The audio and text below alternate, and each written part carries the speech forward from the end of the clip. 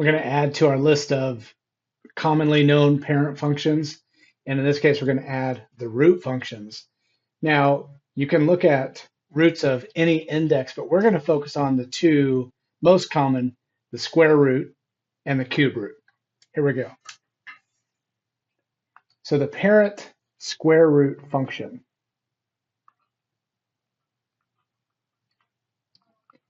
So graph y equals the square root of x.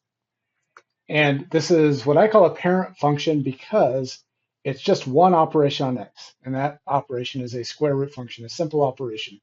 So graphing this should be quick. Generating its xy table should be very fast. However, the root functions are a bit trickier than other functions in the respect that we have to be a little more selective in what we choose for x. For example, in this case, if we set up a table, we can't choose any x value we want. We have to make sure that we match the domain of our function. We can only choose inputs from our domain.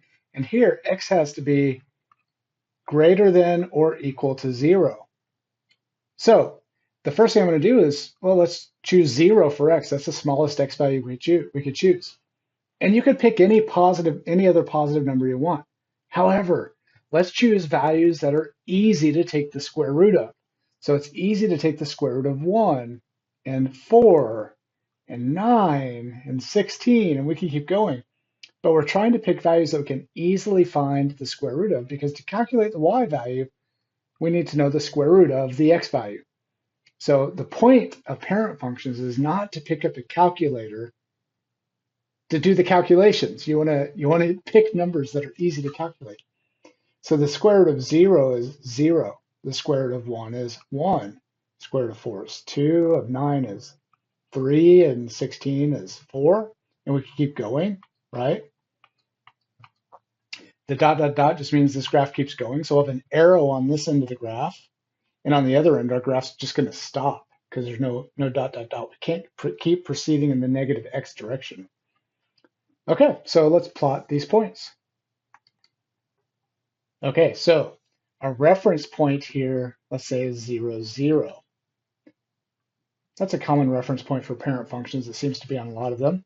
Then we got 1, 1, 4, 2, 9, 3. If we want to go all the way up to 16, so 10, 11, 12, 13, 14, 15, 16, we could do that.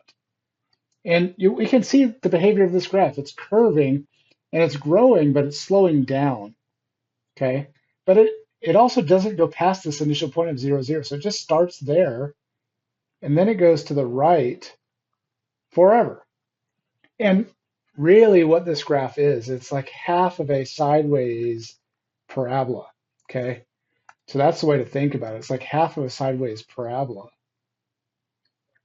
The reason it's only half of it is because the y values here are all positive. When you take the square root of something, it yields a positive number only. So the y values have to be positive. This function doesn't exhibit symmetry over the x-axis or the origin. So this guy is not even or odd, not an even or an odd function.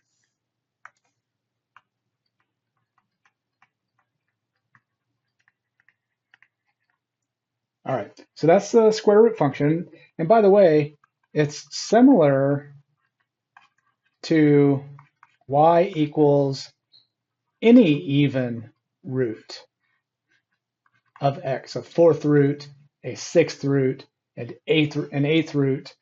When you start graphing those, they get closer and closer to the x-axis.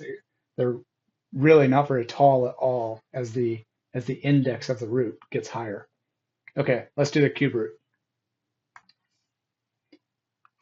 Okay, let's graph y equals the cube root of x.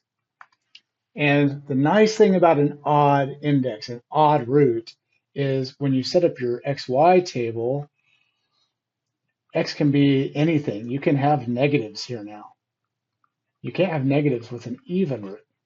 So now it's a bit trickier to think about this. So we're definitely going to have 0 as, I'm going to put that down here because I need room for negative values above. Definitely going to have 0 as an input. And now we want to plug in Let's do positive numbers first. They're easier. I want to plug in numbers that have a nice cube root. For example, the cube root of 1 is 1. No problem. But the next number that has a nice cube root isn't until 8, because the cube root of 8 is 2, because 2 times 2 times 2 is 8. And then the next perfect cube after 8 is 27, whose cube root is 3. Now, this takes a little while to get used to. That's why I have just a video on the root parent functions, knowing what x values are good to plug in. Now let's go in the negative direction. The good news is once you got the positives, you can plug in the same negative values, -1, -8, -27, and it keeps going. So this graph's going to have an arrow on both ends, whereas the even roots only have an arrow on one end. The cube root of 0 is 0. The cube root of -1 is -1. That's interesting. That's because -1 times -1 times -1 is -1. The cube root of -8 is -2, and the cube root of -27 is -3. Let's graph it. I'll use 0, 0 as my reference point, so I'll plot that first. And then I'll graph to the right, and then I'll graph to the left. So 1, 1, 8, 2. So 1, 2, 3, 4, 5, 6, 7, 8.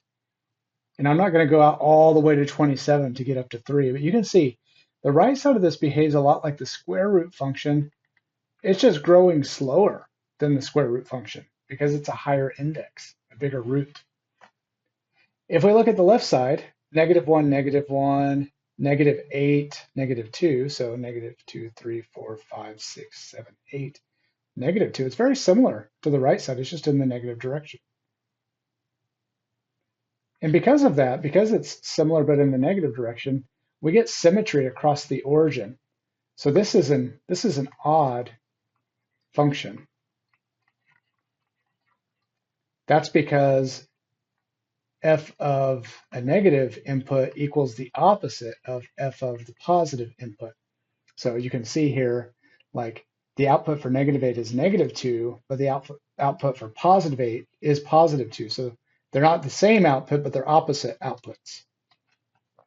And I already mentioned, you can see it from the graph too. It's symmetric across the origin, which is also true about odd functions. But that's our cube root function.